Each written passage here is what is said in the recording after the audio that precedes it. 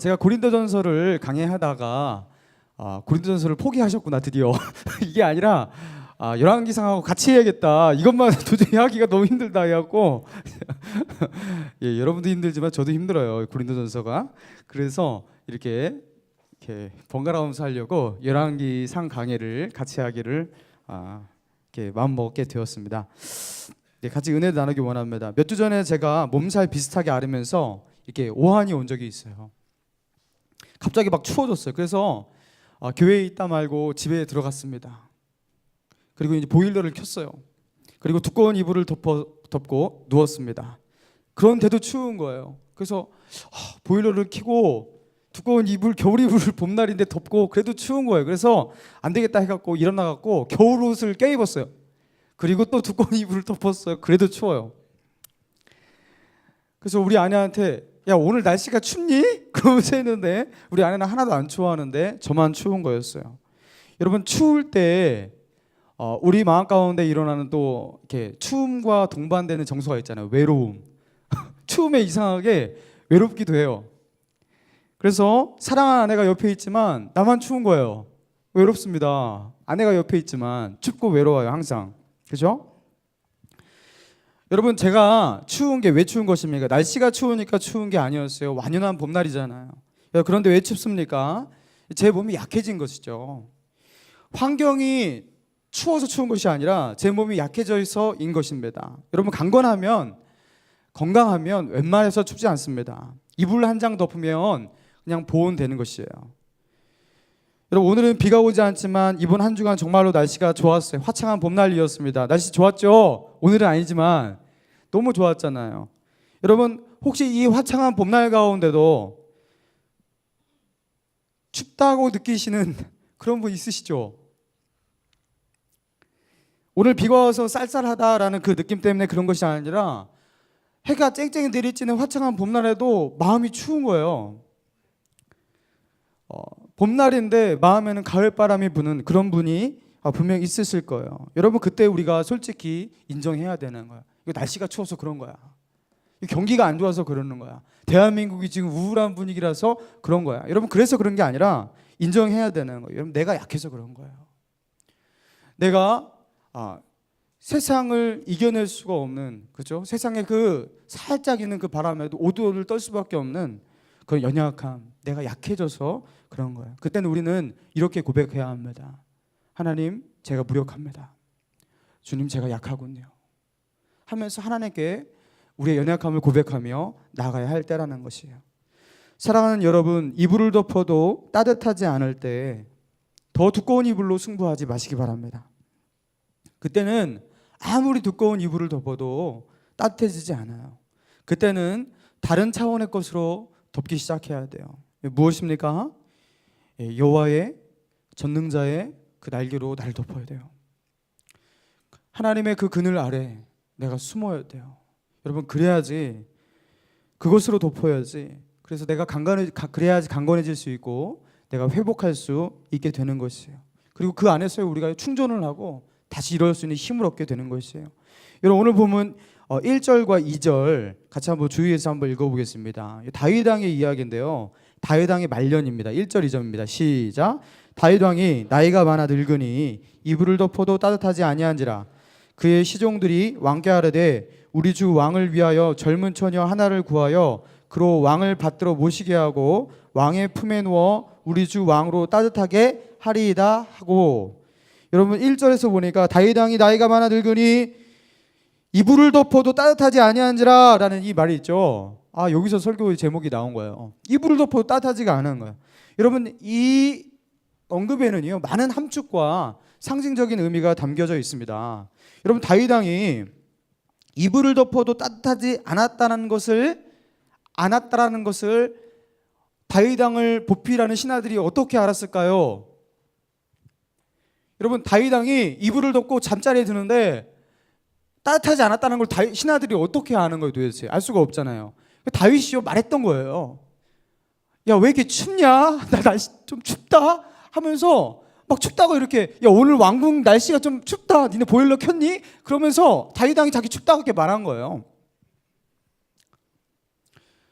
그러면 이제 신하들이 그 말을 듣고 맞습니다 왕이시여, 지금 날씨가 쌀쌀합니다, 우리도 춥습니다, 이렇게 동의를 했어야 되는데 신하들이 벙찐 거예요. 뭐 추워, 지금 따뜻한데 하면서 신하들이 예측을 한 거죠.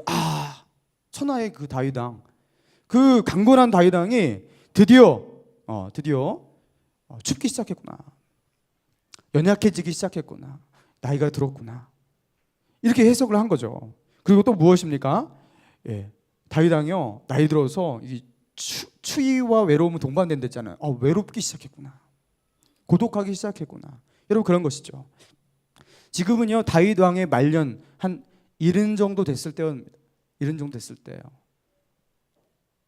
그래서 여기서는요, 춥다라는 말이 신체적으로 정말로 추운 것이에요. 그리고 두 번째로 춥다라는 말은 우리 나이 들고 이제 퇴직하고 이러신 분들이 느끼는 그 정서가 있잖아요. 외롭다, 허전하다, 공허하다. 여러분, 그런 것도 같이 함축하고 있는 것이죠. 그러니까 이 다윗 왕이 춥다고 고백하는 이 문제를 해결하기 위해서 다윗의 신하들이 만들어낸 해결책이 무엇이었습니까? 당시 이스라엘 사방 영토에서 가장 아리따운 처녀를 구해서 다윗을 따뜻하게 안아주는 그런 처녀를 구하자, 그렇게 한 거예요. 그래갖고 그때부터 이스라엘 영토를 샅샅이 뒤져서 그 가운데서 가장 사랑스럽고 이 여인에게 한번 안기기만 하면요, 그냥 포근하고 그냥 모든 갈증이 그냥 날아갈 만한 그 여인을 찾아 헤맨 거예요. 그리고서 선발 해갖고 얻어낸 그 여인의 이름이 뭐예요? 아비삭. 그리고 그 사랑스러운 여인을 딱 다윗 왕을 보필하게 만든 거예요. 그 잠자리 순간에는요, 다윗을 포근하게 이렇게 안아주고, 그러면요, 다윗 왕이 이제 따뜻하다 이렇게 할 것 같아요. 이렇게 할 것 같은 거예요.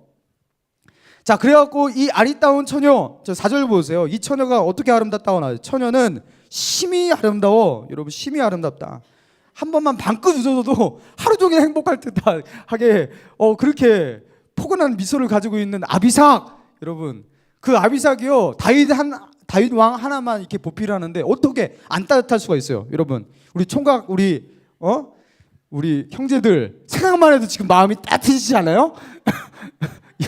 지금 그런 사람이 내 걸프렌드도 아니어도 돼, 그거는 그냥 지켜보기만 해도 따뜻할 것 같아 하면서 이렇게 마음이 따뜻해지시죠? 자, 그런데 우리의 예상과 달리 다윗의 반응을 한번 보자는 거예요. 4절의 말씀입니다. 4절 같이 읽겠습니다. 4절 시작.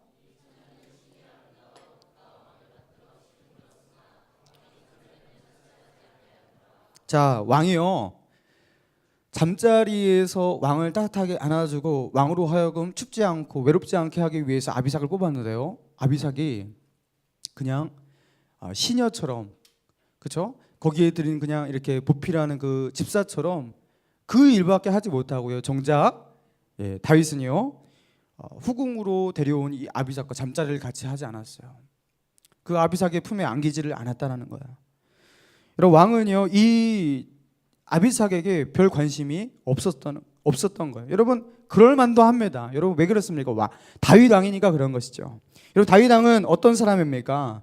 젊은 시절부터 그 솔로몬 정도까지는 아니지만요, 젊은 당시에 그 당대의 그 미모의 여인들을요, 자기 아내로 두고 후궁으로 두고, 여러분, 그랬던 왕이에요. 그 당시 그것은 죄도 아니었어요, 왕이 그런 것은요. 그래서 여자를 통해서 맛볼 수 있는 그런 어떤 행복감, 그렇죠? 그런 만족감, 이런 것들은요, 이미 다 젊은 날에 겪어본 그 맛본 사람입니다. 여러분, 그래서 다윗 왕은 알았던 것이죠. 뭘 알았습니까? 자신 안에 있는 이 연약함과 내적인 공허함, 여러분, 이게 처녀를 통해서, 이 아름다운 처녀들의 그 허깅을 통해서 이게 치료되고, 이게 복구되고 회복되고, 여러분, 이건 이렇게 해서 될 게 아니라는 것을요, 다윗은요, 알고 있는 것이죠. 이불을 덮어도 따뜻하지 않을 때 사람은 절대로 이 문제 해결할 수 없다는 것, 다윗 왕은요, 익히 알고 있었던 것이에요. 여러분, 우리 안에 있는 깊숙이 자리 잡은 내적인 공허함, 그리고 외로움이 있습니다. 여러분, 그런데 이것은요, 사람이 채울 수 없는 것이에요. 그래서 그럴 때일수록 우리는 어떻게 해야 합니까? 그래서 아비삭 전략은 실패한 거예요. 아비삭으로 이게 안 되는 거예요. 여러분, 그런 분 있죠? 내가 요새 너무 외로워, 걸프렌드 만들어주면 내가 만들기만 하면 이거 해결될 것 같아. 보이프렌드 있으면 해결될 것 같아. 해결 안 된다는 거예요. 그래서 그 카드는 실패하고 만다라는 거예요. 그래서 뭐가 있어야 된다는 거예요? 여러분, 그럴 때일수록 내 마음이 공허하고 외로울 때일수록 어떻게 해야 한다는 거예요? 하나님을 기억하고 하나님을 바라봐야 한다는 것. 여기 명시적으로 그렇게 기록되어 있지 않지만 그것을 암시하고 함축하고 있는 그런 내용 아닙니까? 아비삭은 안 되는 거예요. 자, 이것을요 현대판 우리들 버전으로 바꾸자면 이런 것 아니겠습니까? 시험에 합격했어요. 정말 바라던 직장이 들어갔어요.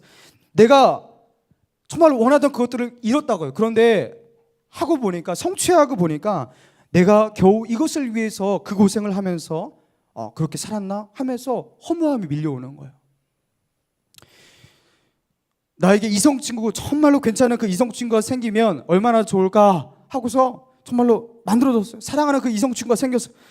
이 연애하는 것이 얼마나 행복할까라는 그 판타지 속에서 드디어 그 일이 나에게 이루어졌어요. 그런데 하고 보니까, 이루어지고 보니까 그것 때문에 내가 행복한 게 아니라 오히려 그것 때문에 싸우고 불행해지고 힘들어지고 공허해지고, 특별히 영적인 즐거움을 다 잃어버리고. 여러분, 이럴 때죠.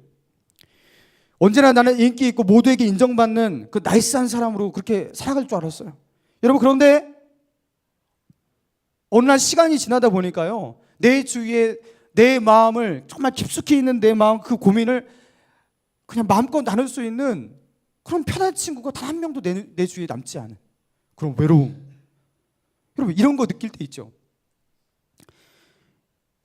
저 신상 사고 싶어, 저 구두, 백, 옷 사고 싶어갖고 돈을 차곡차곡 모아갖고 결국 월급날 타갖고 벼르던 그것들을 샀는데, 생각외로 사고 나니까 별로 마음에 들지 않고 사람들이 별로 이렇게 반응도 좋지도 못하고 하면서 마음 가운데 쓰라릴 때, 여러분, 그럴 때 돈을 조금만 더 모았다가 이거 내가 정말 저거 먹고 싶어 하면서, 저 맛있는 거 먹으면서 행복을 누릴 거야 하면서 정말로 가서 그거 먹었어요. 자매님들, 그거 먹었다고요. 먹었는데 의외로 그렇게 행복하지 않아, 그 먹는 게. 그래갖고 그때 어떻게 합니까? 그 진짜 맛있고 이게 행복해야 되는데 행복하지 않으니까 이거 맛있는 거야 하면서 자기를 막 암시하고 막. 그렇게 해도 이제 마음이 채워지지 않으니까 어떻게 해요? 그걸 사진 찍어갖고 페이스북에 올리면서 나 여기 갔다 왔다 그러면서 사람들이 부럽다 막 이렇게 올리면서 거기서 비로소 조금 이렇게. 여러분, 이불을 덮어도 따뜻하지 않을 때가 바로 이런 것입니다. 여러분이 세상에서 이불을 구하고 그것으로 여러분을 덮으려고 하고 위로하려고 하지만 되지 않는다라는 거예요. 이불을 덮어도 따뜻하지 않을 때가 있다라는 거예요. 사랑하는 청년 여러분, 이불을 덮어도 따뜻하지 않을 때를 주신 것, 여러분, 하나님은 우리에게 이것을 통해서 사인을 주시고 계신 거예요. 우리에게 뭔가 말하고 싶으신 거예요. 무엇입니까? 본질로 돌아가라. 정말로 내가 있어야 할 곳으로 다시 돌아가라. 이 세상에서 네가 만족할 수 없으니까, 이 세상이 너를 보호하고 너를 회복시키고 너로 만족을 주고 너를 행복하게 할 수 없으니까 정말로 네가 있어야 할 곳으로 다시 돌아가라 하면서, 하나님은요, 우리가 이불을 덮어도 따뜻해야 되는데 때로는요 따뜻하지 아니함을 주실 때가 있어요. 깊은 공허함을 주실 때가 있고 외로움을 주실 때가 있다라는 거예요. 그때 나 왜 이렇게 외롭지 하면서 세상 거 더 열심히 구할 게 아니라, 내 왜 이렇게 춥지 더 두꺼운 이불 구할 게 아니라 어떻게 해야 된다는 거예요? 하나님과의 관계를 붙잡으라는 거예요. 그때는 아비삭으로 해결되지 않습니다. 세상에서 제일 잘 나가는 그 여인이 내 옆에 있다 해도 내 외로움이 충족되지가 않아요. 그때는 본질로 돌아가야 돼요. 하나님께서 우리에게 뭔가 말씀하시기 위해서 일부러 그 공허함과 그 외로움과 그 추위를 우리에게 주신 것이에요. 하나님과의 관계를 힘있게 붙들 수 있는 저와 여러분 되기를 바랍니다. 여러분, 인구보건복지협회에서 작년 가을께 전국 남녀 1000쌍을 대상으로 설문조사를 했어요. 근데 그 설문조사가 이제 부부를 대상으로 한 것인데요, 이것이었습니다. 그 설문 중에 이런 내용이 있었습니다. 다시 태어나도 지금의 배우자와 결혼하겠습니까? 여러분 되게 이게 그 뭘까, 진짜 어떻게 나올까 궁금하죠? 다시 태어나도 지금의 배우자와 결혼하겠습니까? 이 질문에 남성 45%가 꼭 다시 이어져 결혼하겠다 대답했어요. 남자 대단해요, 그죠? 45%가. 여자는 꼭 이 남자와 다시 결혼하겠다라는 선택 비율이 19.4%. 남자의 반도 안 됐어요. 여러분, 남자는 역시 의리예요. 이게 좋게 말하면 을이고요. 여자의 맘도 모르고 지 혼자 그냥 그죠? 여자가 행복한지 안 한지도 모르고 자기 혼자 그렇게 하는 거죠. 예. 자매들은 19.4%밖에 안 됐어요. 그러니까 많은 자매들이 결혼하고 결혼 생활을 하고 육아하고 이렇게 지내면서 드는 생각이 한 80%의 사람들이 어떤 생각이라는 거예요. 아, 당했다. 뭐 이런 생각이 80%나 된다는 거예요. 여러분이 가지고 있는 그 결혼의 판타지가 바로 이 종말이 이것입니다. 아, 당했다. 다시 태어나면 이 남자하고 결혼 안 해야겠다. 뭐 이런 거. 여러분, 그러니까요, 결혼을 내가 행복해지기 위해서, 지금보다 더 행복해지기 위해서, 더 만족하기 위해서 내가 결혼을 해야 되고 짝을 찾아야겠다. 여러분, 이렇게 생각하시면 안 되는 거예요. 이 생각 자체가 잘못된 거야. 결혼에 대한 환상이 너무 크니까 결혼이 불행으로 치닫게 되는 것이에요. 사람은, 잘 들으세요, 행복해지려고 결혼하는 게 아니에요. 그렇게 하면요, 행복을 잃어버립니다. 여러분, 이렇게 생각해야지 오히려 행복해집니다. 내가 행복해지기 위해서 결혼한 것이 아니라 내가 누군가를 섬기고 봉사하고 헌신해서 누군가를 행복해지게 만들겠다. 여러분, 이렇게 해야지 행복이 부산물로 내게도 떨어지는 것이죠. 여러분, 이런 거예요. 남녀가 서로 나도 행복해질 거야, 얘도 행복해질 거야. 그래서 결혼을 했어요. 근데 서로 부딪히고 그동안 나 혼자 자유롭게 맘껏 하다 살았는데 서로 타협하고 양보하고 절충해야 될 그런 것들이 많잖아요. 근데 자기중심적인 이기적인 두 사람이 어떻게 만나서 행복해집니까? 절대 행복해질 수가 없는 거예요. 예. 여러분, 행복은 그래서 주님과의 올바른 관계를 세우고 하나님 바라보고 있을 때 그때 부산물로 그 옆에서 떨어지는 것, 여러분, 그게 행복인 줄로 믿습니다. 우리 안에 만족감은요, 하나님 안에 거하는 올바른 삶을 살고 있을 때. 우리 인생 가운데 최고의 가치가 무엇입니까? 하나님이잖아요. 우리가 나 자신을 위해 사는 게 아니라 하나님을 위해서 우리가 이 땅에 창조되었고 피조되었고 그 하나님의 기쁘심과 즐거움을 위해서 사실 우리가 이 땅에 예배자로 만들어진 거잖아요.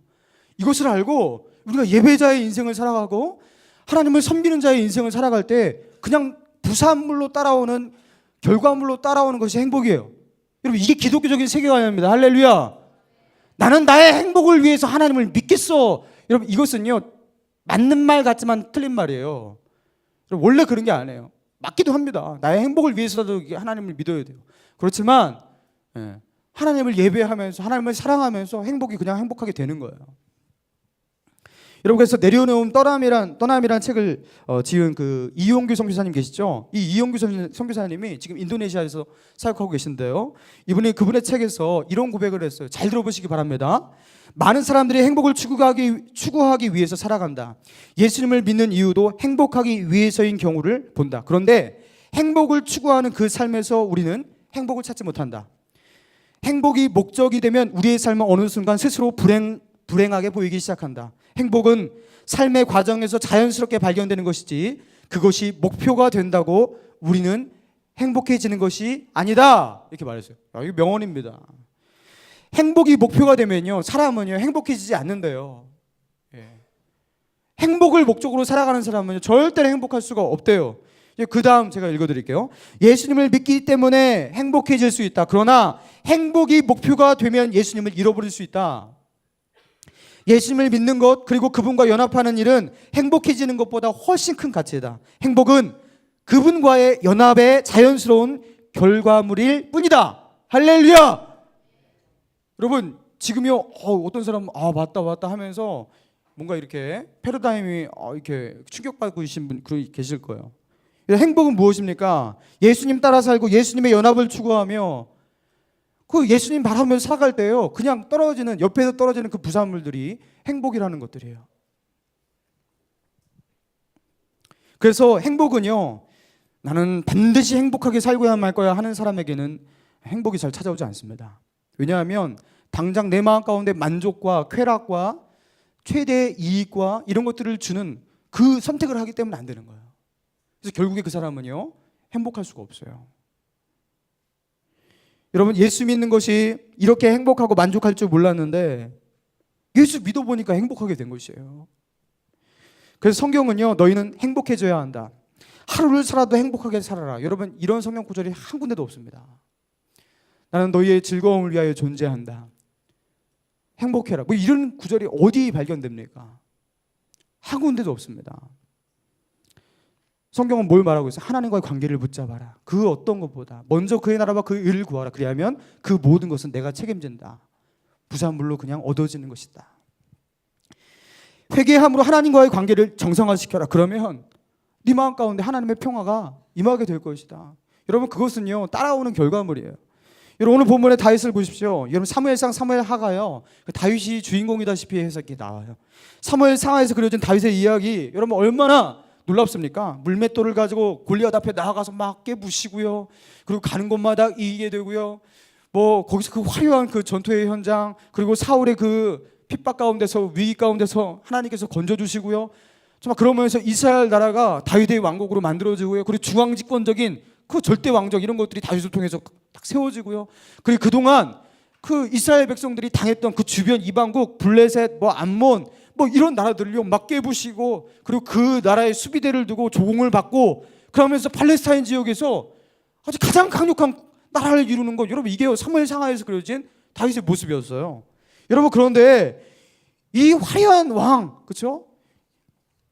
이 멋있는 왕 다윗이 지금 열왕기하 상 1장 딱 오니까요, 자 1절에 어떻게 고백되어 있어요? 이불을 덮어도 따뜻하지 아니라 하면서 지금 다윗의 말년으로 가고 있는 것이에요. 이불을 덮어도 여전히 추운데요, 자신이 바라고 자신이 원하던 그 모든 것들을 성취했어요. 다윗 왕이 못 누린 게 무엇입니까? 결국에는 다 성취했어요. 그런데 결국에는요 이불을 덮어도 따뜻하지가 않은 거예요. 여러분, 그러니까 여러분이 지금 상상하고 원하고 바라는 그 모든 것들을 다 이루었다 해도, 그래요, 여러분 초등학교 때 그 꿈인 대통령이 되었다 해도 그렇죠? 뭐 장군이 되었다 해도 결국에는 이불 한 장 덮었을 때 따뜻하지도 않는 거, 여러분 이게 인생입니다. 그래서 결국에 이 허무한 그리고 외로운 인생, 그럼 어떻게 할 거냐? 이 허무함과 이 외로움과 이 절망적인 인생 앞에서 우리는 어떻게 반응할 것인가? 성경은 우리에게 묻고 있는 거예요. 어떻게 하라는 거예요? 결국에 마지막 그 순간까지 우리에게 남는 거 그 하나를 붙들어라. 뭐예요? 하나님과의 관계인 줄 믿습니다. 여러분, 믿음이에요. 마지막 그 죽는 그 순간, 여러분 내 아내도 내 남편도 절대로 따라가지 않거든요. 근데 하나님은 나와 함께 하세요. 그분을 붙들라는 것이에요. 여러분, 그래서 결국에 남는 것 하나님 한 분밖에 없으니까 하나님 한 분밖에 없습니다 라는 이 신앙 고백이 우리 삶 가운데 진작부터 있어야 한다는 거예요. 그래서 현대에서 이 젊은이들이 이 말씀을 읽을 때는요 진작부터 하나님을 나의 이불로 삼고 그분을 나의 만족의 근원으로 삼고 살아가라, 그렇게 말씀하고 있는 것이죠. 다윗은 시편 23편의 고백으로 돌아갔어야 하는 거예요. 다윗이 목동 시절에 그 시편 23편의 그것들을 상상하며 지었을 거 아니에요. 열왕기상 1장의 그 70세의 그 나이에 다시 시편 23편으로 돌아가서 그렇게 고백하는 거죠. 여호와는 나의 목자시니 내게 부족함이 없으리로다. 그가 나를 푸른 풀밭에 누이시며 쉴만한 물가로 인도하시는도다. 내 영혼을 소생시키시고 자기의 이름을 위하여 의의 길로 인도하시는도다. 내가 사망의 음침한 골짜기로 다닐지라도 해를 두려워하지 않을 것은 주께서 나와 함께 하심이라. 주의 지팡이와 막대기가 나를 안위하시나이다. 주께서 내 원수의 목전에서 내게 상을 차려주시고 기름으로 내 머리에 바르셨으니 내 잔이 넘치나이다. 내 평생의 선하심과 인자하심이 반드시 나를 따르니 내가 여호와의 집에 영원히 거하리로다. 여호와는 나의 목자시니 내게 부족함이 없습니다. 여러분, 이 고백으로 다시 돌아가야 되는 것, 여러분 지금 열왕기상 1장 1절이 그때인 것이에요. 사랑하는 여러분, 여러분을 만족해 만드는 여러분의 목자가 무엇입니까? 돈입니까? 여러분의 야망 그 꿈입니까? 여러분이 원하는 그 직장입니까? 아니면 여러분이 가지고 있는, 여러분이 만들어낸 그 개똥 철학입니까? 무엇이 여러분의 목자예요? 여러분, 여호와는 나의 목자시니 내게 부족함은 아무것도 없습니다. 여러분, 그렇게 고백할 수 있기를 바랍니다. 여러분, 저명한 영성가로 알려진 그 코리텐 붐이라는 여사가 있어요. 이분이 이런 유명한 말을 남겼습니다. 잘 들어보세요. 악마가 우리를 악하게 만들지 못한다면 그 대신 우리를 바쁘게 만들 것이다. 악마가 우리를 악하게 만들지 못한다면 그 대신 우리를 바쁘게 만들 것이다. 여러분, 이 말이 여러분의 마음 가운데 와 닿습니까? 여러분, 악마가요 우리를 악하게 만드는 거, 여러분 그게 제1 사명일 거 아니에요, 그렇죠? 그런데 사탄이 우리를 악하게 만드는데 실패했을 때 사탄이 구사하는 제2의 전략, 그거에 대한 차선책이 무엇이냐면 다른 게 아니에요. 우리를 공략하는 가장 효과적인 차선책은요, 우리를 바쁘게 만드는 것이래요. 그러면 우리는 쓰러지니까. 우리를 바쁘게 만들기 위해서 어떻게 합니까? 우리가 생각하는 중요한 것들 많잖아요, 그렇죠? 여러분 중요한 것들이 많아요. 그런데 그 중요한 것들 사이에 덜 중요한 것들을요 막 끼워 넣어요. 그래서 여러 가지를 만들어 놓는 거예요. 그래서 그 여러 가지를 보면 사람은요 그 가운데서 중요한 것을 추려내는 것을 굉장히 힘들어합니다. 그래서 그냥 바쁘게 하면서 하나둘 하면서 앞에 것부터 처리하고 급한 것부터 처리하고 이렇게 되는 거예요.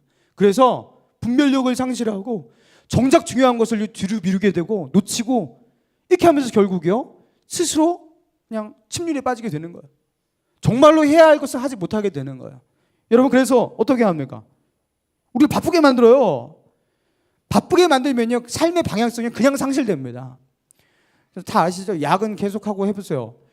그죠? 야근 한 이틀 3일만 해도요 영성 그냥 바닥을 치잖아요. 알아서 내가 영적으로 이번에 한번 바닥 쳐볼까 계획하고서 바닥을 칠 필요가 없어요. 그냥 바쁘기만 해도 그냥 바닥을 쳐요. 이번에 중간고사 때문에 저번에 못 오신 분들 좀 있으시더라고요. 중간고사, 기말고사 이렇게 하면서 리포트 쓴다 이렇게 하잖아요.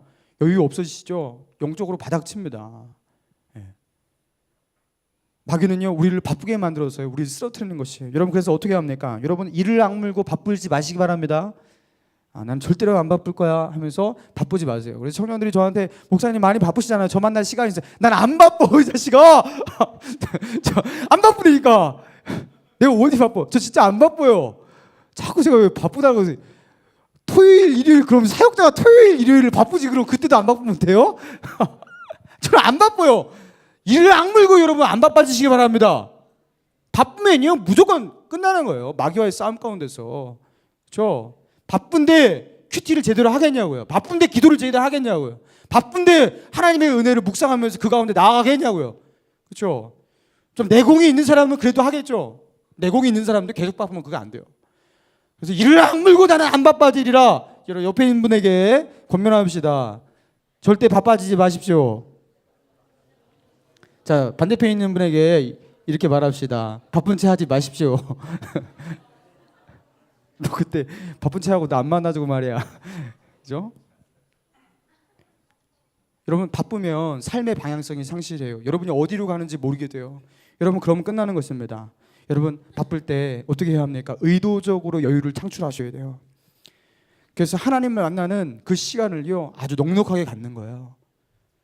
넉넉하게. 내가 이렇게 바쁜 순간에 내가 이렇게까지라고 할 정도로 여유 있게 가지세요. 그래서 아예 그냥 교회를 와버리세요. 여기서 그냥 1시간 동안 가만히 앉아 계세요. 그 영적으로 그냥 회복되는 걸 느끼실 거예요. 느끼실 거예요. 제가 요새 막 기도가 안 나와갖고 제가 어떻게 하냐면 요새 그냥 교회 와서 앉아 있어요. 근데 그냥 확 회복이 돼요. 밑에부터 쭉 뭐가 차올라요. 쭉 차올라요. 갑자기 여기까지 요만큼 딱 차오르면 갑자기 신방전화 막 돌리고 싶어 막 이렇게 되면서 이만큼 차오르면 갑자기 설교하고 싶어 막 하면서 묵상 막 이렇게 하면서 막 이게 터져 나오는 거 이게 쭉 차올라요. 사람을 만나고 싶고 막 이렇게 그냥 여기 앉아 있으세요. 여유로워야 돼요. 사람은 절대 바빠지면 안 돼요. 회사에서 야근하시는 분 많이 힘드시겠지만 야근 기장하는 김에 어차피 9시 10시 퇴근한다. 1시간 되게 늦게 퇴근하세요.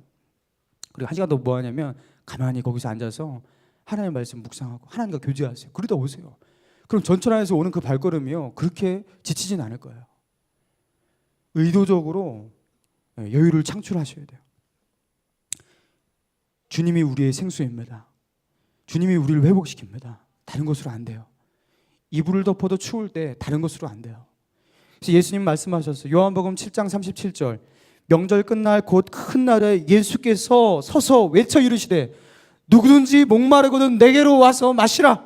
나를 믿는 자는 성경의 이름과 같이 그 배에서 생수의 강이 흘러나리라.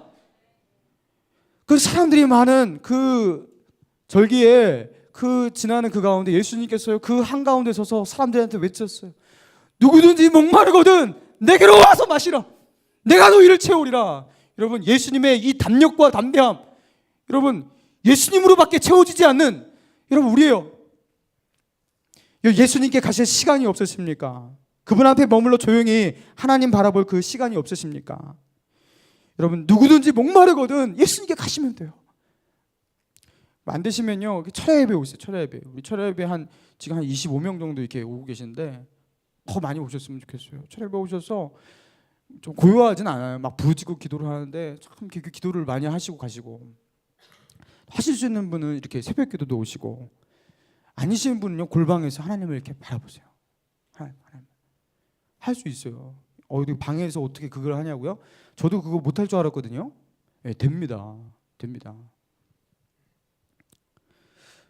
저는 제가 예수를 안 믿었더라면 이 세상을 어떻게 살아갔을까 생각하면 끔찍합니다. 저는 제가 예전에도 잠깐 말씀드린 적이 있는데 초등학교 3학년 때부터 좀 안 좋은 생각들을 했어요. 어떤 생각이냐면 이 세상이 참 공허하다, 허무하다라는 그 생각을 했어요. 왜냐하면 내가 초등학교 지금 3학년인데 내일 학교 가고 계속 하다 보면 중학교, 고등학교 올라갔다가 대학교 갔다가 직장 취업했다가 이렇게 하다가 결국엔 애기 낳고 뭐하고 살다가 결국엔 나는 죽는다. 그러면 내가 왜 이렇게 어차피 죽을 건데 왜 사는 것일까? 그럼 인생 가운데서 쓴맛이 더 많을까? 단맛이 더 많을까? 생각해 보니까 왠지 그때는 쓴맛이 더 많을 것 같다라는 생각을 했어요. 진짜로. 그럼 쓴맛이 더 많은 세상을 왜 쓴맛을 더 많이 느끼려고 살까? 고민하다가 세상 사람들이 왜 사는지 도대체 이해가 안 가는 거예요. 우리 엄마는 왜 저렇게 살고 있을까? 그래서 그때 결론을 내린 게 이거였어요. 지금 죽을 용기가 없어서 사는 것이다. 그래서 강대성, 네가 용기 있다면 지금 죽을 수 있어야 돼. 갑자기 이 생각이 딱 드는 거예요. 근데 제가 든 이 생각이 너무 무서워갖고 안돼 막 이러면서 막 내 초등학교 3학년이 지금 뭐 하는 짓이야 하면서 막 이렇게 그걸 없애려고 했는데 그게 없어지지가 않는 거예요. 여러분 초등부 교사 선생님들, 유니온부 선생님들 조심하십시오. 애들이 이 영물이라서 다 알아요. 여러분 실존주의 철학자 키에르케고르가요 이와 비슷한 맥락에서 제가 진작부터 발견했던 것을요 한참 뒤에 발견했습니다. 인간은 근본적으로 죽음에 이르는 병에 걸려 있다 하면, 죽음에 이르는 병 여러분 들어보셨죠? 그게 병이 뭐냐면 절망입니다. 인간은요 절망할 수밖에 없대요. 자, 그런데 인간은 절망해야지 정상이래요. 그런데 이 절망에 대처하는 모양에 따라서 인간은 세 가지 부류로 나눠질 수 있다고 했어요. 첫 번째, 절망스러운 인간이 절망을 인지조차 하지 못하는 아메바의 본능으로 살아가는 그런 사람. 절망을 해야지 당연히 해야 되는데 절망조차 모르는 그런 좀 이렇게 본능적인 인간이 있다라는 거예요. 두 번째, 절망스러운 인생이라는 것을 알지만 그 절망이 끔찍해서 그 절망을 의도적으로 피하는 회피적인 인간이 있대요. 세 번째, 절망스러운 인생이라는 것을 알고서 그 절망에 부딪혀서 결국 죽음에 이르는 병이 절망에 사로잡히고 회의와 낙심과 절망 속에 파묻혀 살아가는 그냥 절망인 인간. 세 가지 인간이에요. 그래서 키에르케고르가요 인간은 결국엔 답이 절망인데 똑똑하다면, 조금만 안다면 이 세상은 허무하고 공허한데, 세상이 공허하다는 거 말이 안 되잖아요. 이거는 철학도 제대로 된 철학도 아니잖아요. 그래서 키에르케고르가 뭐라면 하나님은 없어서는 안 된다 그랬어요. 하나님은 꼭 있어야만 한다. 하나님이 없는 이 세상은 인간의 삶을 그 허무함을 긍정할 수밖에 없는 세상이기 때문에 하나님은 꼭 있어야만 하고 있다. 키에르케고르는 이렇게 선언했어요. 여러분, 그런데 니체 여러분 아시죠? 이 니체는요 신은 죽었다. 이 니체는요 인간의 허무한 결말에 대해서 니체는 어떻게 발언하냐면, 허무주의 철학자예요. 니체는 어떻게 발언하냐면, 나는 인생 허무하다는 것 알아. 인생이 매우 공허하다는 것도 알아. 그렇지만 그 허무와 그 공허 정면으로 맞닥뜨리고 난 싸울 거야. 허무하면 어때? 그냥 허무한 인생이지 뭐. 그리고 내가 죽어갖고 흙으로 돌아가. 어때? 그냥 흙으로 돌아갔다가 다시 흙에서 또 나오겠지 하면서 그 허무함과 부딪혀서 싸우는 거야. 나 그래 비겁하게 종교를 믿지 않을 거야. 그러면서 자기가 같이 용감하게 종교를 믿지 않고 종교에 기대지도 않고 하나님을 상상하지도 않고 허무함과 정면 대결하는 그 용감한 사람, 이런 사람이 바로 초인이고 짜라투스트라고, 그리고 바로 나 니체다 하면서 자기는 이 허무함과 싸울 수 있다 이렇게 말했던 사람이 니체였어요. 여러분, 그런데 니체가 결말 아시죠? 니체가 어떻게 됐습니까? 나중에요 그 허무함과 싸우다가 도저히 못 이겨서 어떻게 됐어요? 신경쇠약에 걸렸죠. 그리고 자기를 보필하는 유일한 사람 그 누이가 자기 곁을 떠나면요 견딜 수 없는 외로움과 공포에 시달리다가 결국 죽은 사람 니체입니다. 어디 허무함과 싸워요. 자기가 만들어낸 자기의 철학도 제대로 자기 혼자도 지키지 못했던 사람이었습니다. 사람은 스스로의 자원으로 결코 이 근본적인 절망의 병을 고칠 수 없어요. 이 허무함과 이 공허함을 메꿀 수 없는 것이에요. 여러분, 그래서요 제가요 철학하면서 하면 할수록, 제가 철학을 7년 했어요. 근데 학부 때 정말 은혜를 받은 그 말씀이 바로 이것이었습니다. 요한복음 14장 6절에 너무나 단순하고 너무나 명료하고 너무나 자신감 있고 분명한 이 말씀 무엇입니까? 예수께서 가라사대 내가 곧 길이요 진리요 생명이니 나로 말미암지 않고는 아무도 아버지께로 올 자가 없느니라. 내가 곧 길이요 진리요 생명이다. 그 어떤 것이 제대로 된 길인가 찾으려고 수많은 사람들이 찾고 찾았는데 결국 세상은 허무하다 이런 사람들밖에 없는데 예수님이 뭐라고 말씀하셨어요? 그게 아니다. 내가 길이다. 다른 데로 찾지 마라. 이렇게 말씀하셨어요. 여러분, 제가요 진짜 4년 내내 울었어요. 이 말씀 앞에서. 말씀 앞에서. 너무 은혜가 되는 거예요. 하나님, 저는 이 길을 철학자들이 자기 인생을 다 바쳐서 투자해서 결국 찾기를 원했지만 찾지 못했던 그 길을 나는 예수 믿어서 나 이게 바로 알게 되었는데 너무 감사합니다 하면서 그냥 감격의 눈물을 흘렸습니다.